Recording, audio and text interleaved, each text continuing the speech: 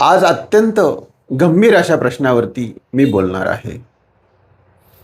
लोहगडावरती मागच्या आठवड्यामध्ये जो काही प्रकार झाला त्यामुळे मन अगदी खिन्न झालेले आहे.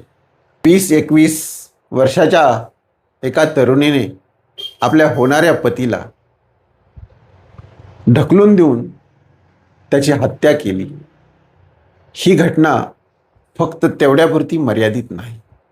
या घटनेने असंख्य प्रश्न आपल्या समोर उभे केलेले आहेत.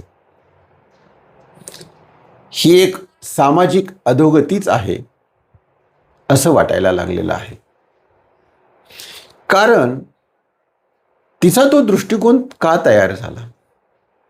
20 वर्षाच्या मुलीला होणाऱ्या पतीला मारून टाकून ही खरंच समस्या सुटेल का? आपल्याला जे काही साध्य करायचे ते साध्य होईल का? आणि हे सर्व प्लॅन करत असताना तिला असा कधी प्रश्न पडला नाही का? तो गेल्यानंतर त्याच्या आईवडिलांना किती दुःख होईल, त्याच्या कुटुंबाला किती दुःख होईल, किंवा कदाचित ही घटना उघड झाली तर माझ्या कुटुंबांना काय त्रास होईल, त्यांच्या समस्या किती वाढतील, यावर काहीच मनन झालेलं नसेल का?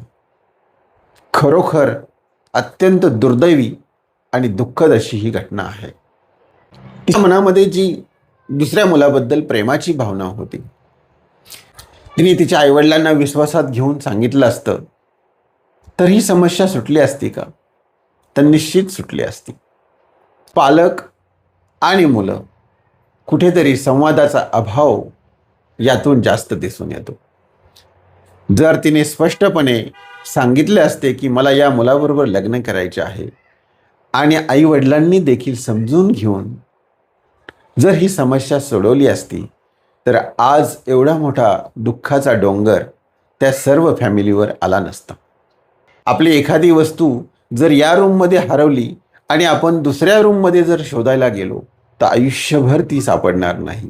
या सर्व गोष्टीतून एकच गोष्ट जाणवते, एक्झॅक्टली प्रॉब्लेम जर आपल्याला सापडला तर त्याचं सोल्युशन देखील आपल्याला सापडू शकतं.